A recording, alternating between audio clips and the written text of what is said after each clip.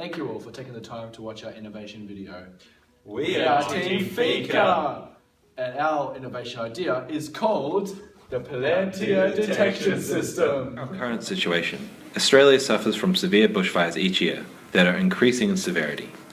Over the last decade, bushfires have triggered insurance claims of billions of dollars. Population density increases and global warming are increasing the amount of expenses caused by bushfires. Currently, the technology exists to combat this problem. The challenge we are faced with is inadequate resources to deal with bushfires and a lack of time to perform preventative measures. Another challenge is that we want to alleviate costs for stakeholders caused by bushfire damage. These include insurance companies, landowners, civilians, healthcare, government, mining companies, and others. The aim of our idea is to reduce the number of lives lost, reduce the impact on assets and property, and decrease the amount of destruction to flora and fauna. We would also like to spread awareness of bushfire issues through real-time information distribution, which makes use of current trends such as big data, information sharing, and collective risk sharing.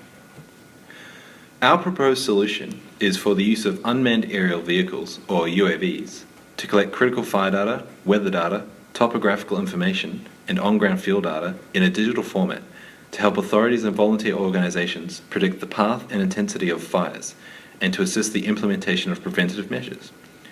The UAVs will collect data and transmit it to a central hub, where it will be collated and distributed to emergency services and civilians, which is utilizing collective risk sharing. This will be distributed using mobile and cloud communications in an effort to encourage preventative measures, such as fire breaks and backburning. This innovation will incorporate the use of big data and collective risk sharing through transparency and availability of the data supplied by the drones. The next steps for implementing this innovation will involve investing in UAVs, installing infrared hardware and data collecting software into those UAVs, employing pilots and other associated personnel, organizing a command structure, setting up a communications hub, and possibly extending the use of UAVs to other markets. As far as risks go, they are many and varied, the most poignant of which is the legal barriers regarding privacy and liability. There is also current legislation that prevents commercial or private UAVs from flying in commercial airspace due to the potential risk of aerial collisions. There is also the possibility of the drones being susceptible to cyber attacks.